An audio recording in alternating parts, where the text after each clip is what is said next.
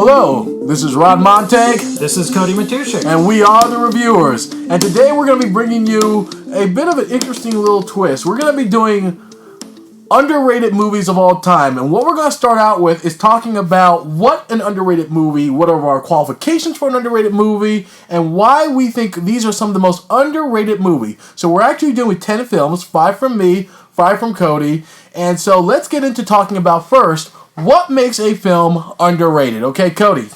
What I believe an underrated film is one that the critics say, this is horrible. Why would anyone go see this? And yet, it still made money. So you would say something that has critical failure but financial success? Yes, exactly. Okay.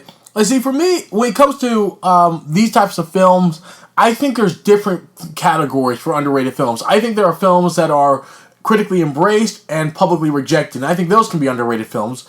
And there are critically underrated films but publicly embraced films where the critics, I think, get it right. I agree with that. There are some that are vice versa. Well, there's a lot of movies that make a lot of money, and the audience seems to watch them because they make a lot of money, but quite frankly, they're garbage. And I think, see Transformers here. Was that Matrix 3? Yeah, I mean, I think there are movies that kind of get built off the hype and make a lot of money, but they're really hot garbage. I mean, Superman 3. Yes. I mean, I think they make movies. So I think when we talk about this, we're going to have kind of these varying categories. I think we should kind of preset kind of which underrated film we're looking at here. Because some of mine were actually underrated by critics and audiences. They were totally rejected by both. But I think they've come to revisit them now, be like, okay, these are not actually that bad. So we'll start with, I guess we're going to start with yours, with your number 5. Take it away, Cody. My number 5 is Screamers. Really? From 1995, starring oh my God. Mr. RoboCop Peter Weller. We're really going to Screamers. We really are. Okay. All right. Tell what Screamers is about for our audience members who don't know this hot mess. It is a sci-fi horror film, and it takes place on this deserted island that a group of soldiers discovers an SOS is going off from.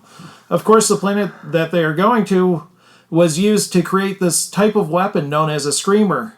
And they thought they were all destroyed because they only had one purpose, and that was to kill humans. And once humans were destroyed on a given planet, they were supposed to just die off. Let's talk about this a little bit, guys. Let's talk about Screamer, 1995 film. I mean, yes, it stars Peter Weller. By the way, notice he doesn't name any other stars in it. You wonder why? Because none of them have a career pretty much after this movie, and nor should they. So not true. Most of them were French actors that went on for successful French Canadian. Yes. Okay, French Canadian. That does not count as like success. Okay, saying you started French Canadian successful films is an oxymoron. Okay, no offense to our French Canadian friends. Okay, but they're not the ones hitting the $1 billion marker with, like, put it this way, none of their movies get sequels. Okay. So, okay, I mean, we're talking about people like Roy Dupuis, Jennifer Rubin. I remember Jennifer Rubin from the 90s. Oh my God. Yeah, she was there for a hot second. Yep. Anyway, here's the thing about Screamers, guys. Screamers basically started out as part of this whole series of kind of a subgenre of action films and sci-fi films of, like, the government's going to create evil weapons and they're going to destroy the world, and oops, we effed up because now we have a super weapon we can't control. See Judgment Day, with James Cameron here. There were a lot of these types of movies where the government has these kind of secret weapons, okay? I mean, even Pitch Black, if you remember that movie, the star in it, who's Vin Diesel, is a guy who's been altered so he can, really be a night warrior. Anyway, okay, why do you feel this is an underrated movie? Okay. Because at the time, the horror market was pretty dry, and at the time period, and this is true. Yeah, I mean, because you had the Clive Barkers, of course, who would release a movie about once every 2 or 3 years, and they were really disputed as being the 80s had the advantage and disadvantage in terms of horror genre, producing a lot of trash in horror films. And this was not trash that would come on to be cult trash, not in a good way. It was just bad. So a lot of the 80s kind of lowered the rankings and quality, and there's certainly the reputation of horror films. And this was also a time period when the 70s had introduced something that was kind of novel. The sci-fi horror movie, okay? Yes, you had them in the 50s, but they kind of withered away by the 60s and disappeared. They got renewed in the 70s in a major way with I think one of the greatest sci-fi horror films of all time, which is, of course, Alien, which I think is kind of borderline just brilliant on some level. It is. But then you have things like The Thing, The Fly, really a great kind of set of those films. Then you got lesser films that came out that were really bad, okay? That were these sci-fi horror films that started to appear. Event Horizon, though I know that has its fans. And it's not a horrible film, but I don't think it's very good. Okay, but what makes this one in particular, going back to Screamers, what makes it underrated, critically underrated? Because I know you said critical appreciation was a thing. Because they actually took the time to build this story on these robotic creatures that burrow in the ground, and I just really appreciated them taking the time to explain what they are and how they move, how they interact with the world. Okay, so your big thing, the big appeal here is that we're talking about now he's focusing, which is not surprising with Cody. Cody, you focus on the horror aspect of things. Yes, I do. Okay, and one thing which is interesting is that there's more time taken with the behavior. Because most of the time when the horror creature, they're unknowable. We don't know what they're going to do. We don't know where they're going to go. We don't know anything about them. The Thing or anything, the Blob. They don't have behaviors or patterns. Not at all. And so when you can see those things, it gives them a level of consciousness that makes them more frightening because you come to know your enemy more thoroughly. And there's a level of intimacy in such a movie with an enemy you come to know. I think that's fair enough to say, right? Oh, yes. You see that in animes and... Yes, absolutely. Anything that is memorable, you see them actually taking the time to build up this unknown enemy. Now, the beautiful thing about this is that, again, this is a film part and parcel of this whole idea of corrupt government being given weapons. And part of it, this movie comes out in 1995, but it's really a war that's inspired by Cold War writers. People who grew up during the Cold War, to be honest with you. Who grew up in the 60s, 70s, and 80s, in the age of Star Wars. And I don't mean the movie Star Wars, I mean the program Star Wars. For those of you who don't know that, in the 1980s, President Reagan pushed for the development of new age of weapons to interfere with missile technology from the Russians. So maybe to stop nuclear strikes. And the critics of this, who thought it was a boondoggle, which it was, and a lot of waste of money, called it Star Wars. And so it was. And it really caused more problems than it created. But this idea of creating these kind of organic weapons, I guess, is... Yeah, they're cyborgs, basically. They're cybernetic weapons, which, of course, you see in a lot of 80s films. Oh, yes. Even films like Guyver. Yep. Think of Guyver, which is not a good film, but, again, even Manimal. RoboCop? Well, RoboCop, that's a great example, exactly. And so it's part of that trend of the corporations, together with government, trying to use advanced technologies and for militaristic purposes to really control society and regulate society through militarism. Today, they just use the internet. But here's another thing. If you look at the actual the company, remember the NEB? Yes. Company? You remember what it stands for? It stands for New Economic Bloc. Yep. New Economic Bloc, and it's really about how they have effed up. Yes. And it actually starts with a strike. Miners are on strike, basically, and there are mercenaries hired that go against the strike breaker. So it actually starts out, again, with this very much ode to the corporate culture of the time period. It is a fascinating element. I think the premise for me, the setup, is more interesting than some of the action scenes, because when you watch the action scenes, I don't get the sense of fear that I want to get. I don't know, the sound the screamers make. Oh, it's very bizarre. It is. It's a very unusual sound. The film itself reached a box office around $5.7 million. It had a budget around $20 million. Yes. So it wasn't hugely embraced by audiences, but let's also be very clear about why that is. Sci-fi at this time was going through a very rough patch. Generally, there were some sci-fi hits, but there were a lot of films that were sci-fi losers too. Science fiction films were very uneven in terms of their quality. The other issue is that this was by a company that was not well known. It was distributed by Triumph Films, which didn't have a strong brand recognition at the time. Now, it is based upon I won't say classic, an old sci-fi novel or story. It's not novel, but story called Second Variety by Philip Dick. Yep. So it does have some roots. Let's be very clear. It does have some very strong pedigree. That is worth that potentially does make it worth checking out. What is your favorite aspect of this movie, and what do you think makes this movie worthy of a viewer's time? Why go to this movie? What should they expect from this experience?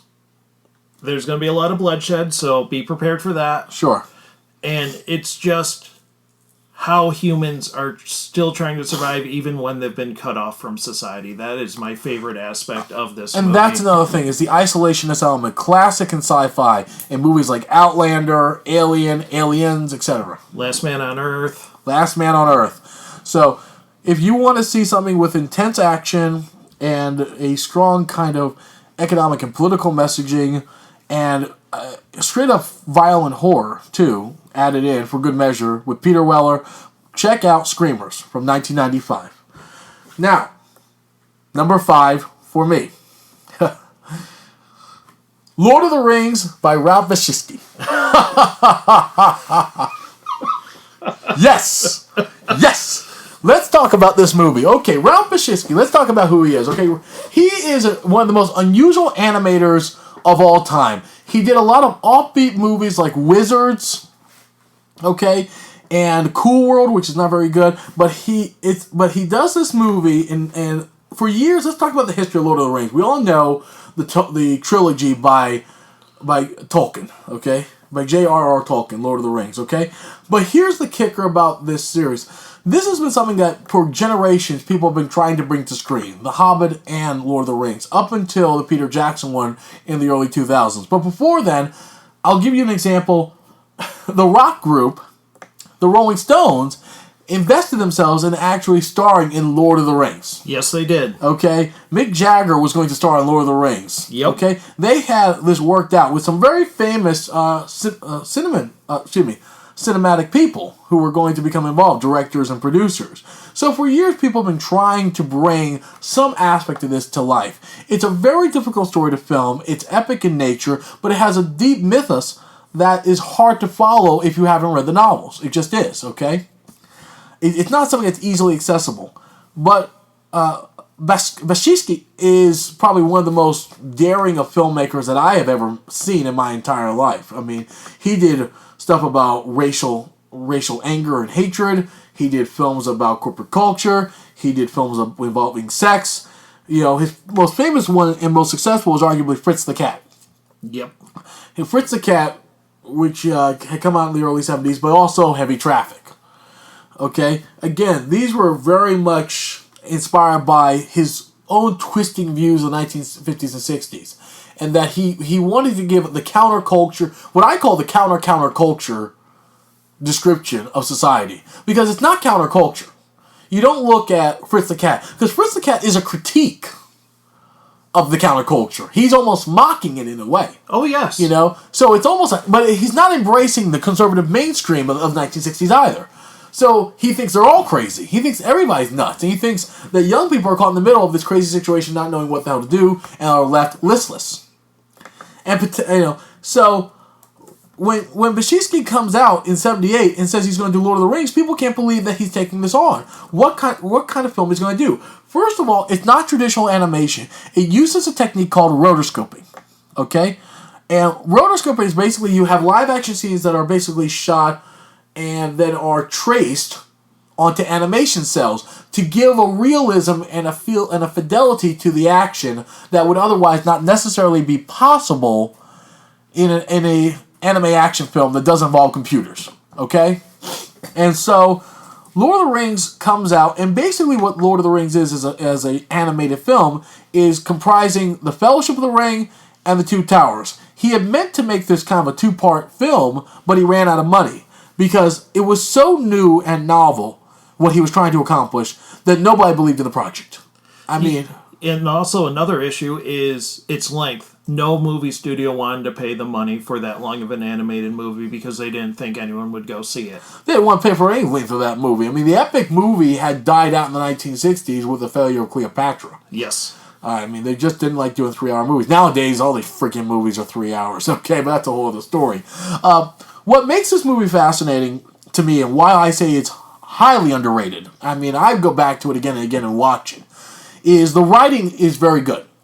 It is. I think the writing is of his ability to transpose the essential ideas of Tolkien onto paper, then onto the screen, are very interesting. He creates different visual styles. So, for example, the introduction, I'm not giving anything away here, he uses basically silhouettes draped in gauze.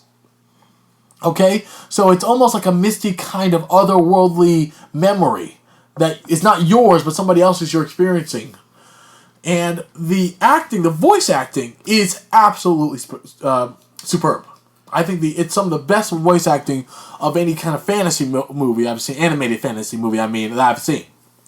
It involves some very fine actors, which include John Hurt and Anthony Daniels, okay? And the screenplay is also written by Peter S. Beagle. I don't know if you know Peter S. Beagle. He wrote what I think is another very underrated book. He wrote the underrated book, The Last Unicorn, which is also an underrated animated movie. So he's got some real talent here. He also gives characterization and he gives time to the main characters. Now, yes, does he short shrift a lot of other characters? Absolutely. But he doesn't have really much over 2 hours to be able to get this all fitted in. But he gives a lot of emphasis to the main character, Frodo, who, by the way, in my opinion, come at me. I don't care. I'm good for it. This is a better Frodo than the one than Peter Jackson's Frodo. Okay? Elijah Wood. And it's not Elijah Wood's fault. It's the way the character's written. He's written like a wimp. Okay? He is written like a Peter Jackson main hero. A wimp. Yes. Okay? The one that Pachitsky creates is one who wants to do the right thing and is willing to have some risk. Who's also one that's less perfect. Elijah Wood, for most of Lord of the Rings, comes off a tortured soul. I'm hurt. I'm sad. The corruption. Everything's the corruption's fault. No, just sometimes in the Lord of the Rings animated film in '78, Frodo comes off as a young, angry teenager almost. He's angry. He's violent. He's frustrated. He's rebelling against the Shire because they're telling him he needs to act and behave a certain way because it's the Hobbit way. And exactly. And in the books, that's exactly the character Frodo was. He wasn't this whiny guy that you wish would just fall into the volcano. Yes, it's a strong characterization. John Hurt's portrayal of the Ranger is quite good as well. Aragorn, son of Arathorn. Yep. His portrayal of Aragorn, I think, is very strong. I like the portrayal of Gandalf, okay? Yes, he comes off a little bit of a crotchety old man, but I think that's actually to its credit, not to its debit side. The other thing is that some of the live-action shots, when they're draped over in the rotoscope, come off much more intimidating than what you see in The Lord of the Rings, because in the actual live-action movie of Peter Jackson, and I'll tell you why. There is a fantastical, unreal, unearthly element to those characters that does not exist with the Dark Riders. And here's a fun fact that you might not be aware of. Tim Burton actually helped animate this. I did not know that. But that doesn't shock me, too. That's totally his style. It is. And that's a cool thing, is that dark style. The scene alone, and I saw this movie when I was 5, guys, and I haven't been 5 for decades. Let me tell you right now, I remember every moment of that scene. When the Dark Riders come after Frodo, they speak to him. That never happens in the Lord of the Rings Peter Jackson version. And I will never forget listening to this frightening voice and the almost intoxicating evil of these characters as they want to bring him back to Mordor. To Mordor we will take you, is the quote. This is a very strong film. It has its quirks. It leaves a lot out from the book, I will not lie. There are some weak characters. But just imagine how long the movie would be if he included everything from the first book. Well, it would be the film as it is 133 minutes. Yes. But it's a very strong film in its own way. It has some powerful moments. I really I do strongly recommend the film. It is worth your time. If you are a fan of Lord of the Rings, if you are a fan of non-Disney animation, and you want to see a more adult interpretation of Lord of the Rings than you might otherwise get, please check out this Lord of the Rings, which was made on a paltry budget, which for the time it wasn't paltry, but it is now. It was made for $4 million, and it made a box office after re-releases of 30.5. It had initial failure, but it ultimately did earn back its money gradually. And wasn't this one of the first animated films that was released around the world at around the same time? As far as I know, if I'd have to check that, as far as I know, it released. It had a limited release, and I'll tell you why. Was because the company that was making was losing money. The production company, Fantasy Films, was losing a lot of money, and they were really struggling. And that's why they cut his budget, because they were trying to shift the money to other films to try to make up their loss. That's why he got it in the neck. But this is a film I believe well worth seeing, well worth checking out, based on the first two books, Fellowship of the Ring and The Two Towers. The Lord of the Rings. I'm going to take you guys back to 1997. This was a dark year, people, in movies. This is when Keanu Reeves was still going, whoa. And this is actually the first R-rated movie that I went to the theaters and saw by myself. Oh, really? Okay. It is Starship Troopers.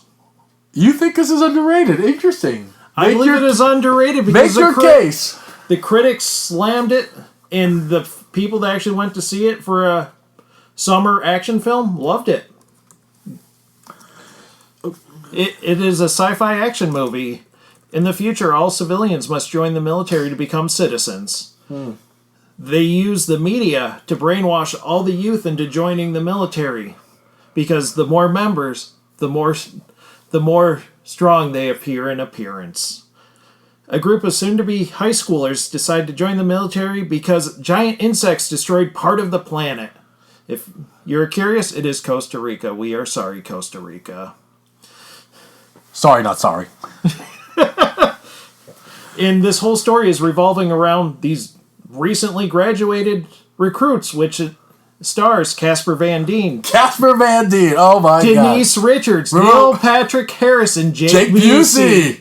Oh my god. Remember, but let's also talk about the greatness of a couple people, okay? My man, Michael Ironsides. Yep. My man, Michael Ironsides, okay? And it has the man from Highlander. Yep. Okay? There's some great moments in this, okay? Now, the film was directed by Paul Verhoeven. What do we know about Paul Verhoeven? He's probably one of the most unique directors that's ever worked in Hollywood.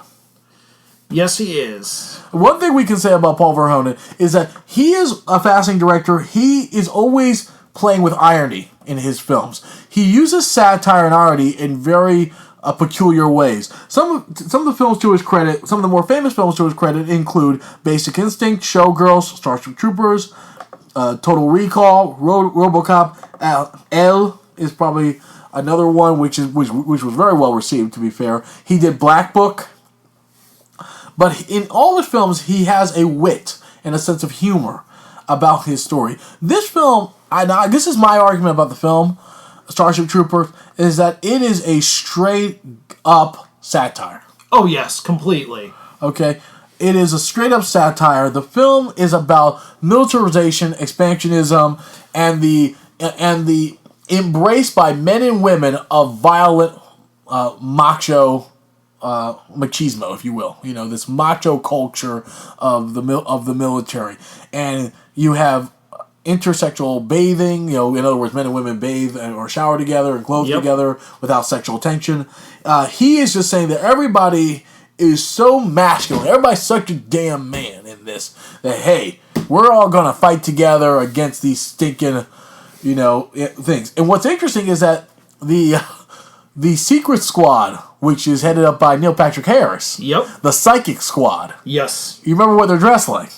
Yes, they are dressed like SS troopers. Yes. This should give you some indication of how Verhoeven is using this film as a satire on military and a military-centric nation. Okay? The film is ironic. The film basically talks about how being a man means you have to die and kill people. Exactly. You have to do what the government says. You have to embrace the government messaging. The film for me also has some significant weaknesses, I have to say. Let's just get on the debit side of the calendar. the film loses itself in its own storytelling and loses its satire, I think, about 2/3 in. Oh, it does. Okay? Because it gets too fascinated by all the special effects technology of the period, of But making the that's bugs a real. Verhoeven thing. And that's why I think the film is inconsistent in terms of its tone. Because I think it has a tonal shift from satire to straight action film. But that also might be the pressure from the studio as well. This was produced by Disney, believe it or not, guys. It was. This is a family film, okay? If your family likes to slaughter aliens, okay? But it's produced by Touchstone in around 97, and I think there was a push to make it a sci-fi kind of epic filmmaking, okay? They wanted kind of a big battle film of science fiction, okay? And I think there was a tremendous push by them and the distributor, TriStar, to do just that. So I think he caved into some of that pressure. I mean, I think there's almost no question there. How he caved in to create a conventional action film. It was done on what was really, for that action film at the time, a modest budget. Well, no, it was a pretty big budget, I guess. It's $105 million. For that time, it would have been pretty big. The box office returns, however, domestically were not great. It was $121 million. Yep. So that was a little bit rough, to be honest with you. But the film, I think, has grown, and the reason I question whether or not it's underrated is that people do return to it and take a look at it and appreciate its satire. I think where it suffers is when it goes into the reason that it's not as underrated as it possibly could be is because of its inconsistent tone. Because I think if he played it out to the end, you know, like there's a moment, we're going to try not to spoil these guys as much as possible, but there's a moment when a key character dies, and you know what I'm talking about. Yep. You know. Yeah. Okay, good. When that person dies, there should be this big thing about how they're so great. There should be a funeral. There should be this whole celebration of whatever, but they should die in misery and blood and death because that's what war is. Yes. There needs to be that counterpoint. That's what makes good satire, that counterpoint. Right. And there are moments in this film which are fantastic that do just that. And Verhoeven's a gifted director. I certainly do recommend seeing the film. Don't get me wrong. My critiques of the film, which I feel are legitimate in terms of what the film's going for, however, are real, but that doesn't stop you from enjoying the film. I mean, put it this way, you get to say that you actually saw a good film with Denise Richards. I mean, that's not a thing usually with most Or people. Jake Busey. Now, I got a couple of Jake Busey I like. I ain't gonna lie. Jake Busey, I got a soft spot for. Movie Identity is a good film. Okay? It is. Very much he's so. got, okay, I think Frightener's not a good film, but it's a fun film. It's very fun. Peter Jackson. Like Peter Jackson, okay? So I give Jake Busey a pass. Neil Patrick Harris has a pretty decent career generally, and Michael Ironsides is unimpeachable. Yep. At least at this point in my life, I think he's unimpeachable. Definitely check it out. Starship Troopers is a good 1997 action film, or as I like to say, a beer and pizza film. Exactly. Okay. Number 4 for me, Looper. Let's talk a little bit about Looper, shall we? The film Looper, okay? The film Looper comes out in 2012. It is a film starring Bruce Willis and Joseph Gordon-Levitt, and it's about basically how a hitman has to go back, or he has to kill himself, or an older version of himself. Okay? And this is so you get a duel between these two characters of themselves fighting each other and trying to figure out the mystery of why somebody wants them dead, if you will. Okay? The film was at the time a massive hit. It actually stars a director who I don't like particularly, Rian Johnson. The film was made on a modest budget of $30 million and made $176 million. Now, here's the thing. Why do I say it's underrated? It made all this money. Because as soon as it made its money, it disappeared from the theaters. Bang, guys, gone. Nobody rents it. Nobody watches it. And people barely remember it. And anybody who was at the time too young to watch it, it doesn't go back and watch that movie. Even though it was 2012, that movie's almost entirely forgotten. It just is. And when you talk about some of Bruce Willis's best movies, Looper never makes the list. Never. Ever. And I think this is wrong, okay? It's got a great cast, like I said, Bruce Willis, Joseph Gordon-Levitt, Paul Dano, Emily Blunt, Jeff Daniels, really fine actors, okay? And the film itself is very well directed, that it's taking you on this journey of desperation, and you have two actors who have to act like each other in different points of their lives, okay? even though Joseph Gordon-Levitt and Bruce Willis don't look like each other, they do exude some aspects of each other's character. You can believe it in some way, and that's some quality acting. And the story is actually engaging, okay? So what we really want to do is understand this movie is playing with the memories of the older character and the actions of the younger character, and you don't know which is real, what's really going on, or why each one is behaving as they're doing, or being directed by this syndicate to act in this way. In other words, it's a mystery. It's a mystery wrapped up in an enigma, and you don't know why it's occurring. And you share the confusion of the main character, which is Joseph Gordon-Levitt, basically, I would say, in the film. And I really think it's a very fascinating film to try to unravel the mystery with this sci-fi element attached to it.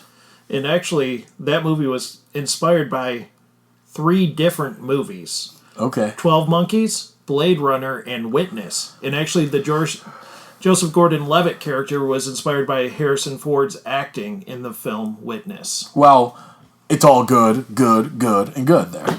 Well, but it's a film that's just not recognized today. Even it was well reviewed at the time, it was positively reviewed.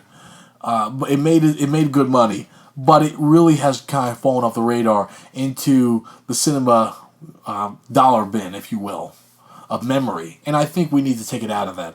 I think it's worth more than that. I think it's well acted, well designed, and it really plays it out.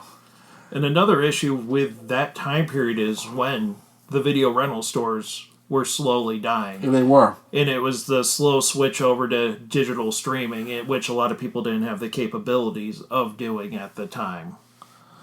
And there is a big twist at the end. Because the film also has, and you guys will come to know this about me in time, I'm a huge fan of film noir. That's one of my favorite genres. Cody's the horror guy. I'm the film noir guy. I love film noir. I love gangster movies. Those are my bread and butter. Gangsters and film noir, and Cody does horror. But there's a twist at the end that is worthy of a noir. It is. So if you like those kind of things, you like twists with great acting, and to really try to unravel a mystery of where you don't know what the heck is going on, and actually see Bruce Willis acting, which is not always a thing, sometimes in the 2000s. No, G.I. Joe. Yeah, so many things, though. Yes. Pretty much every Die Hard after Die Hard 3. Oh, I don't even want to talk about those. It's a dark time. We miss you, Bruce. Come back, Bruce. Bruce. But you did give us a gem with Hostage. Hey, Bruce, we do love you. We just need you to come back. Come back to the fold. Okay? Do more things like Looper. We love you in Looper. Okay? Go ahead. Hit me. My number 3 is Hell House LLC. Wow. It was released in 2015 and is a found footage horror movie. I don't know if I really know this one. I know you're not very familiar with found footage horror movies. I know a few, but I don't think this is one that I'm familiar with. Well, as you might have gotten an impression, guys, we did not share these with one another, which is why, if you're wondering about our reactions, because that's always a wonder, with these podcasts, are these reactions real? I don't know what he's going to come out of his mouth, and he never knows what's coming out of my mouth. And right now, I can't believe what just came out of his mouth. So let's talk about this Hell House LLC. Okay, what is it? It's a found footage horror movie. It is very simply done, but it has a great premise, and they actually take the time with practical special effects. When did it come out? 2015. Really? Yes. So it's more recent in a way. Okay, that's interesting. No, it's cool. I mean, that's really cool. And it's about a group of people who rent abandoned buildings to build a horror house for Halloween. They go around to all these different locations and just rent out these abandoned buildings because cities need money. They need a place to put on their horror house, and it's a win-win. But on the very first day of this place, weird things start happening. Okay. Now, found footage has a really bad reputation, and particularly after a lot of these bad found footage movies came out. Blair Witch, we're looking at you, kid. Okay, what makes this one different? Because I think there's a prejudice against found footage after some of these films have come out. What makes this one different? First thing right off the bat is, yes, the camera's shaky, but it doesn't make you nauseous. That's a big deal for a lot of people. I never get sick, but I know Like, I have family members that get sick at drop of the hat due to that. So And I sure. actually never made it through Cloverfield all the way because I kept getting so nauseous. Really? I just didn't get through Cloverfield because I found it freaking boring. But anyway. Well, that too. But It was like, again, it was that pretentious J.J. Abrams crap with lens flares. and the thing that really drew me to this movie, Yeah. it is the first horror movie I've seen where they did things I've never seen in any other horror film. That's saying something for you. Because I'm a fan of American horror, French, Italian. Spanish, Italian, Korean, Japanese. And Yeah. they did things I've never seen before that actually startled me. Now, they're an American company, right? They are. They are. Okay. Okay. So, with this film, now this film is it's a relatively short film, too, if I remember correctly. Yeah, it's just over 80 minutes. So, it's a short film, it's 80 minutes, a found footage film. What makes it scary? The effects. Okay. They actually take the time to build the effects. It's just not jump scares. Okay. I mean, it's not jump scares, there's a lot of computer effects, something like that? None at all. Okay, good. They actually use mannequins and things like that and manipulations to actually freak people out. So it's almost a throwback in a weird way. It is. It's definitely a throwback to like the 1930s, 1940s horror movies that I love. I want to just also note on Rotten Tomatoes, really quick. First of all, it has very few reviews on Rotten Tomatoes, but the few critics that did see it liked it a lot, actually. Yes. They got an 88% on Rotten Tomatoes, okay? And a couple of the things that were said by the critics include, that this is not a movie manufactured from within the conceit of aspiring filmmakers hoping to make a low-budget movie either, but it's a credible descent into the material, okay? So it's also said that it has an engaging story that is quite well put together, tight, and effective. That's some of the varied reviews of the few reviews that have been presented about Hell House. Now, it also doesn't star any stars per se, correct? None at all. Okay, so really, it's using unknown footage, unknown stars, 86 minutes. If you were going to convince somebody who wanted to see a horror film, let's say during Halloween, okay, would this be something you would recommend to them? Very much so. It's right. something that they won't find in the video rental store. It's actually on Amazon Prime. Okay. So, if you have Prime, you get it for free. So, guys, check this out. This is called Hell House LLC. Came out in 2015. It's 86 minutes of old-fashioned horror that is going to be as real can get for you guys, okay? And with me being a horror person, I just want to add this. I've seen the movie 3 times now, and all 3 times I've loved it. Unlike other horror movies where I watch it a second time and I go, why did I like this in the first place?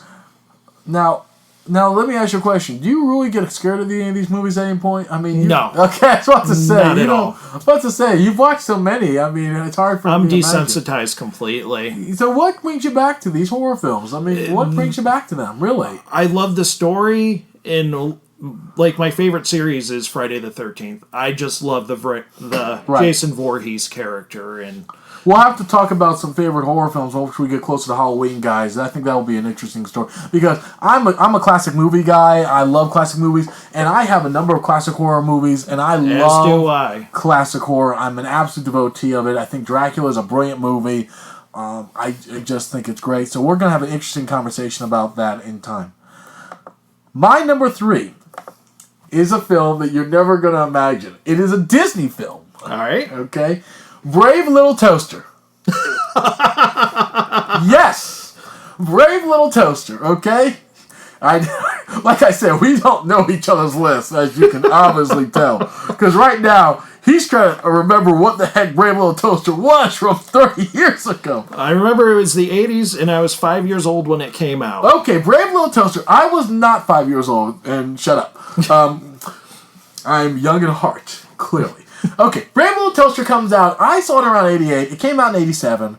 And it's from actually a story. It's actually from a book, believe it or not. It's actually from a short book called The Brave Little Toaster, a bedtime story for small appliances. Okay, so it's actually a kind of a quick story. But here's the basic premise. The story is actually Toy Story before Toy Story. It is actually the basis for which all these friggin' Toy Story movies come out. It is. It is the proto Toy Story. Yeah, change my mind, people. Change my mind. It is Toy Story before Toy Story with better music. Yeah, I said it. It had to be said. It's better than Randy Newman, okay? Okay, basically it deals with these everyday appliance items that want to go with their owner who is going to college. And they travel across the land to be with him. And it includes things like a toaster, it includes a lamp, it includes a vacuum cleaner, everyday types of objects, okay? And they brave across the experience, and believe it or not, the film is made with some of the original members of Pixar Animation. Yeah, I said it. Okay? It received a limited release, and it's had multiple sequels. But what makes this film interesting is that it goes back to the original old-fashioned kind of Disney. Taking inanimate objects, animating them in a unrealistic way, but giving them loads of personality, and humor, and wit. And really giving them a heartfelt story of meaning of loss, too. Like, are they just simply what happens to an object that no longer has a value in the human world? We toss away. What value do we place on our things?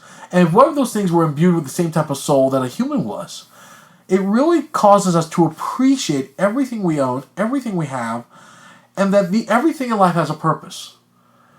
And that if we forget that we have a purpose, we lose that purpose too. The music in it is a lot of fun. I'm seeing some great names in this. Yes, it has a lot of great leaders. John Lovitz is in it. Phil Hartman is in it, and also it has wonderful music. One of my favorite songs of Disney that Disney has when they took this property is called "Worthless," and it's actually about when these objects end up in a situation and other inanimate objects are singing about that they are worthless and that they shall be destroyed and thrown away. There's also something that you don't see necessarily in many films today, and really in the past either when we were growing up too. We don't see the darker side of animation that used to exist. Okay? And I miss that because you need that dark side of animation to make animation exciting and eventful and meaningful. And there are dark sides to this story, little hints of it that occur that make you feel heart-wrenching and sad and powerful. So I really think this is one of those kind of Toy Story type of stories, except they're appliances, not toys, that really makes you question one's purpose and existence, but also to find meaning, too. It's definitely a film I believe worth checking out. It has great, like I said, it has great musical accompaniment, great songs. Worthless is a gem of a song to me.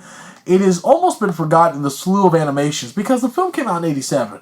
So it came out at the same time with The Great Mouse Detective, and right after that, you had what was called the Disney Renaissance, the renewed Disney Renaissance of Little Mermaid, The Beauty and the Beast, Lion King. So this film got swallowed up in that and almost totally forgotten. And its sequels were relegated basically to home video as a cheap, quick way to make money. But this was a theatrical film. It was released.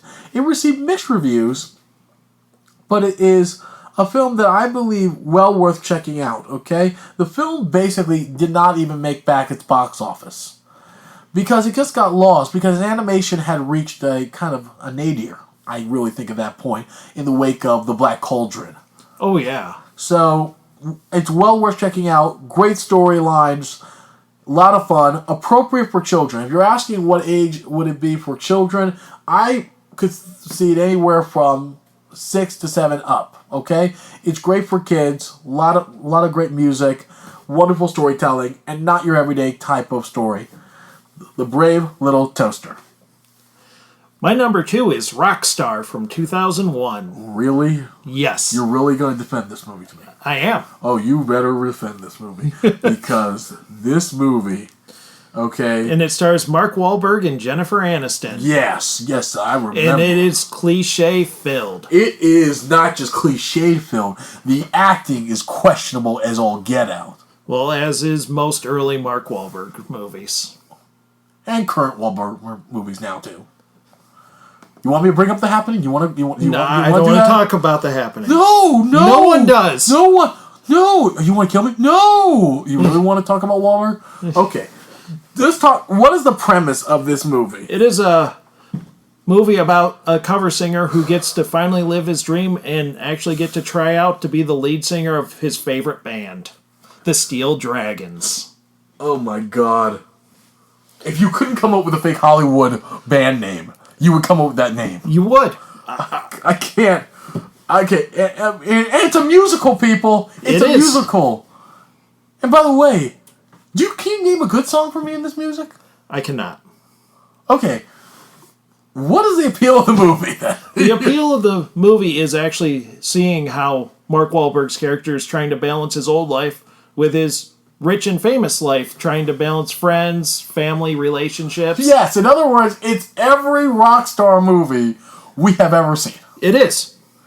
It's guys, you know what it is? It's like Gem in the 80s, except with less hair and makeup. And less I don't know about the less girls. makeup.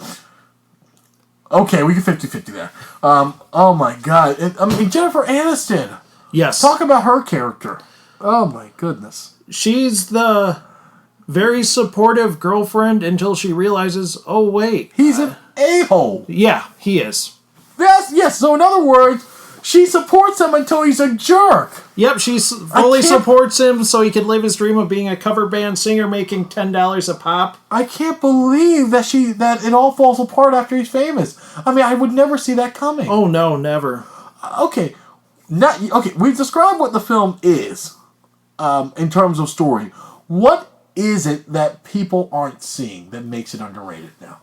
Actually, what people aren't seeing in this time period is 2001 is when the renaissance of all these Swedish power metal, death metal bands started raiding America's shores, which I love that music. But, interesting, okay. But this is actually showing old school American hard rock. Okay, all right. And that's what actually drew me to actually watching this movie for the first time, is it actually having real rock music in it. Okay, right. Now that is true. It does have some real rock music in it. I mean, the film is essentially an evaluation of what it means to be a star. Yes. It basically also, it's not a question about, the film has nothing to do with musicality. Nope. It has nothing to do with, like, you watch a film like Ring of Fire with Johnny Cash, great movie, which talks about the trials and tribulations by which his music was defined from. Right. You know, he derived his music from his experiences and from the feelings of those experiences. And same with Bohemian Rhapsody, which was an amazing film. We could talk about Bohemian Rhapsody all day long. I mean, to me, one of the greatest rock songs of all time. It is it's Tchaikovsky of rock. And Rami Malek was wonderful as Freddie Mercury. It's hard to argue that. It's hard to argue against that. This film. I can't say it's underrated. I just can't bring myself to say it because you have two actors here who aren't good. A storyline that is pedestrian, and that's being kind. By the way, what kind of tribute band? You remember? I don't, honestly. A Judas Priest tribute band, people. Nice.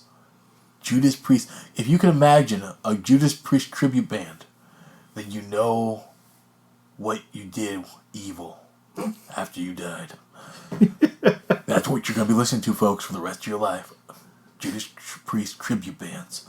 Anyway, certainly, but back to this underrated film, The Rockstar. It was a box office bomb because I do remember when it came out. Yep. It was a huge bomb financially and critically. It was made for around $50 million. It made less than 30. Yep, okay. I think it didn't even clear the $25 million mark. There you go. I mean, I think it made around 19, if I remember, as I remember correctly. This is maybe a film worth checking out, guys. If you'd like to see, it may be a conventional story, but what you do get to see, and I'll say this about it, you do get to see some very young talent in it, going through the growing pains of acting, but who are really starting to make themselves into who they are as actors, okay? This is their young films. And you do get to see Wahlberg in an early film that's not the big hit. Yep. Do a more dramatic performance, okay? Yep. And let's also keep this in mind. I mean, I kid Cody about this movie, and I'm going to continue to from now on just to make this clear. This may become a possible running theme for me. It's like, it's a movie, the Rockstar movie? Okay, anyway. But one thing you have to keep in mind is that Wahlberg does this film, but what's one of the films he's also going to do shortly in his career as he's moving through his career at this time? You remember? Well, Four Brothers was around that time. Well, he does The Italian Job. Yes. Which is a huge hit. Yep. And what film did he just come off of? He just came off a very huge, successful, financial, critically successful film, The Perfect Storm, Yep, that's The right. Corruptor, Three Yep. Kings. Yep. Great films. 4 years earlier, he had done Boogie Nights, which was Oscar nominated, Yep. and is today a classic. I would argue it's a classic. We were talking 25 years. I mean, to me, we're talking about close to 25 years, rather. Yeah. To me, the Boogie Nights it's not a pleasant film. Not at all. I don't enjoy it, but it's like watching, or it's like a film akin to Midnight Cowboy. It's a film that takes your head and says, "I'm going to make you look at this. You can't ignore it." And so he really can be a very fine actor, and something worth checking out. So this would be certainly a film worth checking out, just to see the growth of him alone. And if you're into American rock music, it's worth listening to because it is very American rock with the soundtrack. Okay, that may be also a thing. So guys, maybe, hey, get the soundtrack, get the movie. Not recommending it, I'm just saying, maybe get the soundtrack. And, I'm not sure which is cheaper. Yeah, well, I know which one I can YouTube easier. Anyway, alright. Number 2, this one is going to make Cody happy. This one is going to make Cody very, very happy. Psycho 2. Nice. Okay? Psycho 2. And I normally despise sequels to classic movies. I'm a classic movie buff. So when you say you're going to do a sequel to a classic movie, I'm usually going to say, great, can I drop you in liquid fire? I despise classic movies being remade. I despise them being redone. I despise sequels. Why do I then put Psycho 2 on this list of underrated movies? Because you have Psycho. It's unimpeachable. It's practically a perfect movie. The music, the art, the acting, everyone in this film, the pacing. It is a slow-paced film that doesn't bore me. I watch it and I'm on tenterhooks watching Psycho. Psycho continues the story of a thing. Here's the thing about it. It actually is it's actually a better study of the human psychosis. Yes. Psycho is. Yes. Psycho is very much an exercise in storytelling technique and design. Okay? It's a craftsman tool. The film Psycho 2 is an internal character study. Psycho 2 is not. Psycho 1 is not. The original Psycho. Psycho 2 is a very introverted film. It's shot predominantly in small interiors with poor lighting. It is really looking at what happens to the character of Norman Bates after he's released from a mental facility, of how can he rebuild his life. And can he find sanity when most of his life has been lived in madness. Okay? This film is an internal character study for me. And Okay? if only my wife was sitting in on this one, because 1980s, the mental health facilities were getting a bad rap, basically just drugging people to move along and leave them alone. Yeah, they were, and that's a very good point. And that's a really important point to me. And that's the thing about this movie. This movie is really a study of a man's a conscious condition. Could he become mentally healthy? What are the roadblocks to mental health? Okay, it's a very singular performance. It doesn't rely upon other people. It's Anthony Perkins having to carry 90% of this movie, I would say, easily. Oh, yeah. Okay? Perkins has to carry and make you think he's slipping back into madness at certain points. Okay? Yes, they use a little bit of sound effects to do that. They do help with sound effects, the sound of Mother and things like that. But you have to buy the emotion and the feeling of Perkins. Perkins is trying to convince you that he is a mentally unwell person who is addicted to violent killing, even though he despises it. He hates it. Okay? Now, also, there's another thing I wanted to let you guys know. Psycho 2 is not really going to be so much based on the sequel. The book Psycho came out in 1959, and there was a sequel to it. Yes. To the Psycho book. Psycho 2. Yep. Or at least that's how it was published. And that came out, and that wasn't published until much later on. Now, the film itself, Psycho 2, comes out in 1983 and really follows the course of the original story. Like we said, after Norman Bates is released from a mental facility. I am in no way going to spoil the ending of Psycho. So, no. Do not spoil the ending of Psycho. Shame on you if you do. Okay? This film was successful. Was made for a modest budget, less than $10 million, about $5 million. Made a little over $30 million. It was made on a modest budget. It had some young stars at the time: Meg Tilly, Robert Loggia, Anthony Perkins. They actually brought back Vera Miles, who was the one of the original actors from the film. Okay, but what it does is that it really makes Norman a much more, I feel, sympathetic character. Oh, yes. In this film than the original. The original made him more of a pathetic character that you pitied, not sympathized. And there's a difference, people. It's a pitiable character you have in the original Psycho. This is a much more older, sympathetic man who you really feel sorry for in some ways, despite the things that occur within the film, okay? And the fact that he seems to be losing his battle with himself. And one thing I have to say for the studio is they actually took their time and did this right. They actually found a student of Hitchcock in Richard Franklin. Oh, really? Okay. And they also, before they did it, they got the original producer also on board. His name is Hilton A. Green. And they also got the original set, too. They got the original set, and they also got Hitchcock's daughter's permission. They did, that's right. They sent her the screenplay before they did anything, and they said, "Would your father approve?" And she said he would love this. And that's very possible. I think because the thing people have to remember is that he made Psycho almost on a lark. Yes. He made Psycho as a way to deal with the moving trends of horror films. And he was also on a time crunch because he had to release, I forget how many movies within so many years. Well, he was contractually obligated. Yes. And also, well, he was struggling with multiple challenges at the time. And we were not going to make this about Hitchcock, which we could easily do. But Hitchcock was producing his television series around this time, from around 1958 to this early 60 period. What Franklin does with this movie is that he doesn't try to be, however, Hitchcock. He does not. He does not try to use a lot of the filmic techniques of Hitchcock. For example, Hitchcock would love to use a long lens, so make the distances longer and bring the character more into the foreground into the camera. Almost to widen the distance between him and his setting, and his environment. And that was very good because it would show isolation or would emphasize a moment of this character, what this person was doing. You would see this in things like Vertigo, North by Northwest. He was very good at this, and you see it in Psycho with various aspects of the film. Psycho is a more conventionally shot film, I would say. It focuses on the use of techniques which were more common in the 80s, which was using lighting techniques, sound techniques, which all the 80s horror movies were using. Exactly. Like I said, it was representative of an 80s horror film. Yes. I think that's one of the reasons it suffers, is that it has the Psycho name, but it doesn't use the Psycho film techniques, and it doesn't have the tone of the original Psycho.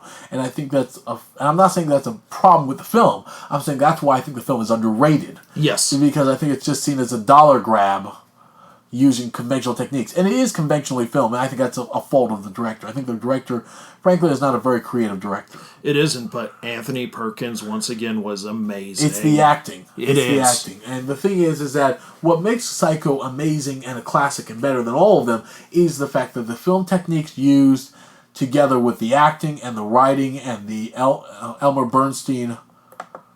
am I right? Elmer Bernstein? Who did the original Psycho music, right? I believe so. Yeah, I think it's Elmer Bernstein who does the original Psycho music. It is really something else. No, Bernard Herrmann. Oh, okay. Bernard Herrmann, sorry. Not Elmer Bernstein. I don't know why it's Elmer Bernstein. Bernard Herrmann, who does the original music. It's hard to beat that. Every aspect of it is perfect. The acting is perfect. Everything's perfect. Yes. Psycho 2 is shot in a more conventional way. Like I said, it's a much more internalized story about a single man's evaluation of his own madness, even as people are trying to keep him on the side of reason and convince him that he's still there, even though he feels he's slipping away from himself. So I would definitely say Psycho 2 is worth checking out as a character study, if nothing else. It's well worth watching. Yes. My number one. Here we go. Going back to the year I graduated high school. Bubba Hotep. Bubba Hotep. Yep. All right, let's talk about Bubba Hotep, people. Starring Bruce Campbell and Ozzie Davis, and it is a horror-y. And it's a movie about an aging Elvis and a black JFK. Yeah, but guys, by the way, he really didn't stutter or have like a stroke.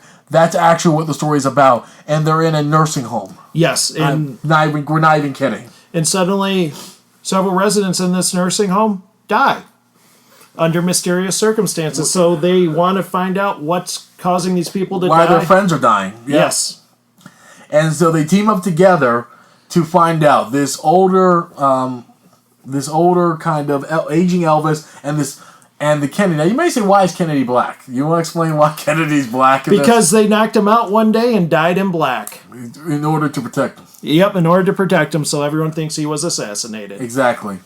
So, and that's actually stated in the movie. No, it's actually this is us making this up, guys. This is an explicit reason that it was done, is to save him. Just like Elvis, he traded his name to someone else, and that's the guy that died on the toilet, not him. Exactly. Oh my God, this movie.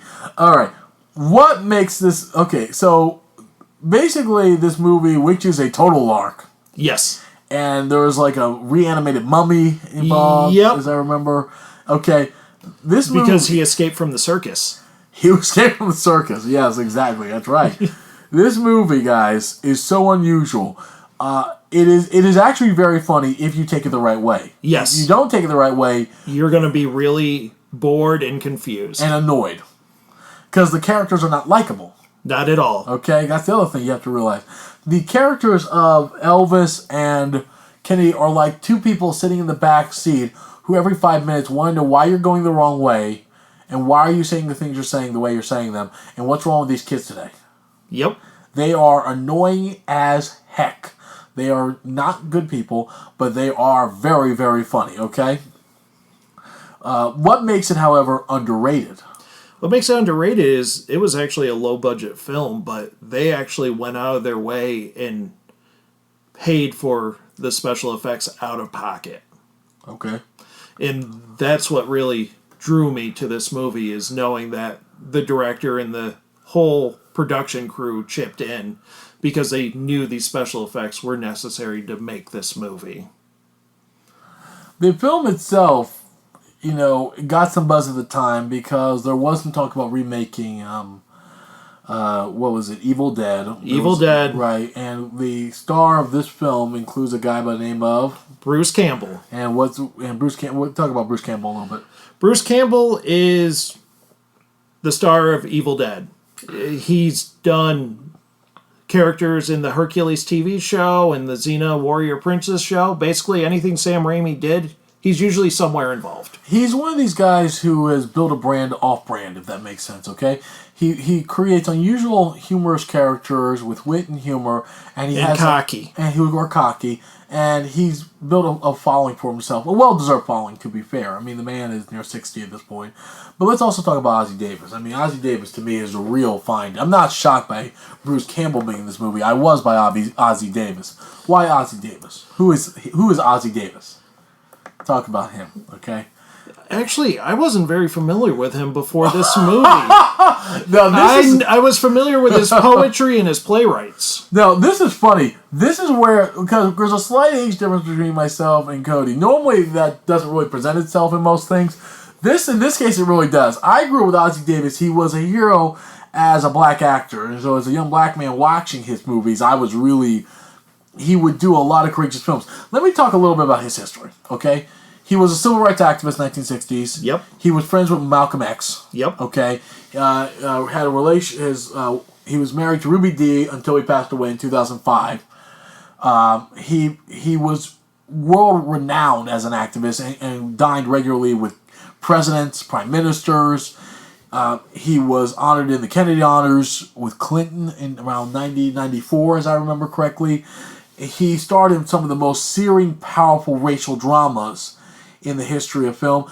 He was an activist who knew people like Carl Van Vechten. Carl Van Vechten was a prominent white German novelist who worked with activists in the black community like Langston Hughes.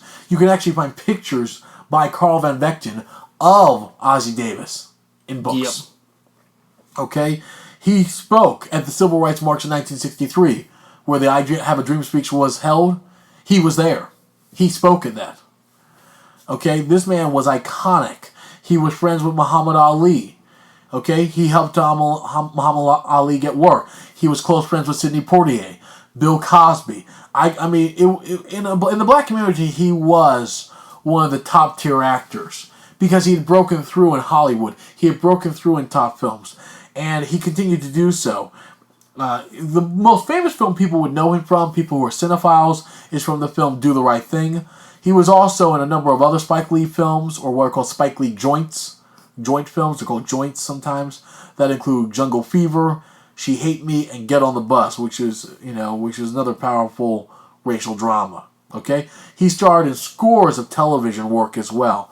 It is hard to really emphasize the importance the man had in his theater work, and Cody just mentioned it. He was a playwright. Okay, he'd been on Broadway. He actually was inducted into the American Theater Hall of Fame back in the 90s as well. There's not enough that can be said. His pedigree was second to none. What made this fascinating is that he was also a man willing to have fun. Yes. He had a good sense of humor. You actually see that sense of humor in some of his dramatic performances, this bit of wry sense of humor. Ruby Dee, God bless her, wonderful actress as well, also was another person who had a wry sense of humor, okay? And he was a real loss when he passed away in Miami in 2005. But this was actually one of his last film roles that he did. Yep. Though, not the way I imagined he would want to go out. But again, he had a sly sense of humor. And so this kind of offbeat project would have appealed to him because it was so offbeat. Yep. Okay? He liked offbeat projects. And that's really He actually from his film demanded to history. be part of this movie when he read the screenplay. I didn't know that. I knew that he accepted it. I didn't know he demanded. That's Yeah. good. Okay? But again, that shouldn't shock you if you knew the man, okay? But if you don't know Ossie Davis, and certainly if you don't know Bruce Campbell, these are two very fine actors with a profound history within film and have created iconic performances. Do check them out. Bubba Hotep itself is a film well worth checking out. It has wit, it has humor. It's a little bit gory. At parts, yes. A little bit gory, but not overly violently so, I would say. Okay? No. But it is predominantly a comedy, okay, with a really wild and wacky premise. And it's really part of that genre of horror comedies like Zombieland and others. Shaun of the Dead. I would put it in that kind of category. Oh, yes, definitely. Okay? So if you like that type of offbeat horror humor, which I do enjoy it, okay, and Cody loves it, this is definitely a film worth checking out. Bubba Hotep. My number one. Here we go. Let's see what it is. All right, guys. What is my number one? Joe versus the Volcano. Nice. Joe versus the Volcano. Practically a forgotten gem, okay? Comes out in around 88. Starring Tom Hanks, okay? This is a film about an office worker who is told he has a brain cloud. Yep. He's literally told he has a brain cloud and that he's going to die.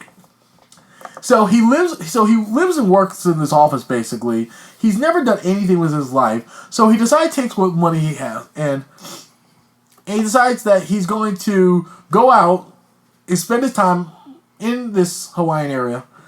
Okay?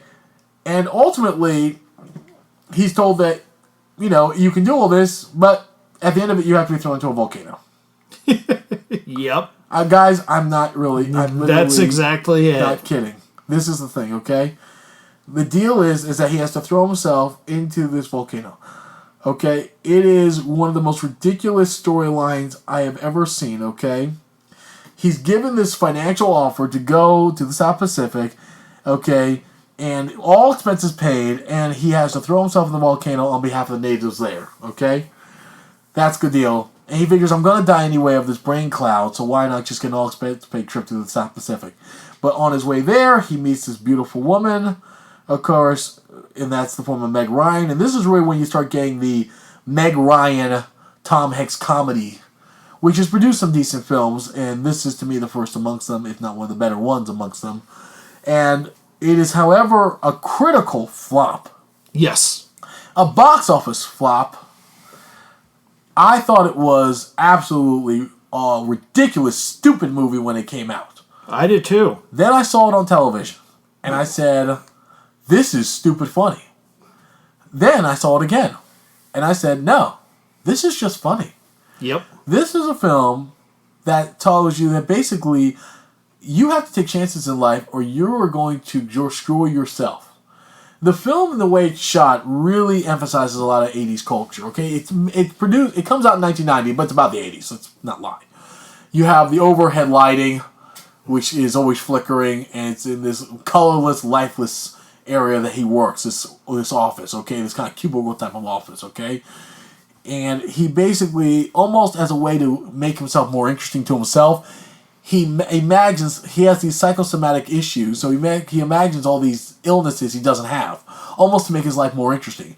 And it's shot in a very difficult way to watch, because the first portion of the movie, I would say a good quarter of the movie, is desaturated in color. Oh, yeah. I mean, I don't know if it was deliberately desaturated in terms of the film itself, but I can tell you the colors they use give it a desaturated quality. The lighting sucks away the color. So if you had a beautiful, bright red dress, let's say in the movie, it would come all pale and pathetic in the way they lit this movie. But that's deliberate. In other words, everybody who's pale is supposed to be paler, and if you're supposed to look sick, you actually look really sick. Okay? The film is shot in a very inventive way in that regard. Then there are these beautiful bright colors, the sunlight, the dress, everything you see is all heightened color on the island. Yep. Okay? Now the film is directed by John Patrick Shanley, who did a series of films in the 80s and 90s. He never had much huge success. He also wrote the film.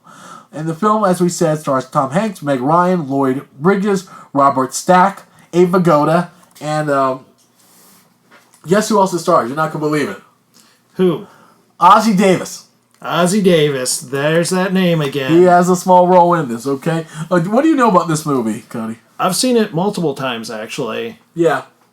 And honestly, just like you, the first time I watched it, I'm going, why am I watching this? There's nothing redeeming about this. I'm really kind of bored. Well, the movie was just so ridiculous and absurd, and he's wandering from... There's no story. He's wandering from incident to incident. Yes. And usually involving this woman. Yep. You know? And you're like, what's the point of this movie? What is the purpose of this movie? And the purpose of this movie is exactly its purposelessness, which is interesting. It's a purposelessness plot. It's not about the volcano. It's not about his brain cloud, which is made up. And that's the thing. Everything in this movie is a fiction. Yes. Throwing stuff in the volcano is not going to appease the gods. Okay? Going on vacation, you don't have a brain cloud. Everything is, in other words, we have much more control over our lives than what we are told or what we believe or what we tell ourselves. And that's the purpose of the movie. Oh, yeah. The movie's about not being given purpose. Okay? My purpose is to have fun and go jump in a volcano. No. The purpose of life is to find purpose. Yep. Find your own purpose, okay? I mean, say something about the comedy. What do you think about the comedy in this movie? It's very nuanced. And all the comedy is in the dialogue between Tom Hanks and Meg Ryan. And that's the thing. The dialogue is witty banter, and there's a lot of great kind of side comments that are almost from like a Groucho Marx movie. Yes, it's them basically saying their thoughts out loud. Right. And, that basically they're saying what they're thinking, and there's some humor, some snide remarks. One of my favorite lines is Tom Hanks looks at Meg Ryan, then looks at the volcano and goes, it's not that big. The movie is a complete romp, guys. It is a silly comedy. I will not lie to you. It's an absurd comedy. Okay? I think it's a movie that I think benefits from multiple viewings. That's another thing about it. It's underrated because the first time you see the movie, like I said, you're not going to have a good impression of it necessarily. But as you watch it more and more, all these funny little bits you come to almost anticipate and look for in the film. And I just treasure it as a great comedy that has just become largely forgotten in the wake of Tom Hanks' dramatic work that he's done over the years. Right. But I would say to you, check out Joe vs. the Volcano. It has great humor. It is absolutely absurd. But it also gives an important message about life, purpose, and love. And that those things are out there, but you have to go find them. They are things you have to go seek. There's purpose out there for everybody. You guys go seek it. Go after it, okay? Even if you risk having to jump into a volcano to do it, okay? Anyway, we are at the end of our time here. We're so thankful you guys joined us for this extended discussion on underrated films. Tell us what your underrated film is in the comments. We'd love to hear. We're always looking for interesting films. We are cinephiles. We love them. So we look forward to hearing from you guys. Thank you guys very much. I'm Rod Monte. I'm Cody Matuszek. And we are the Movie Reviewers.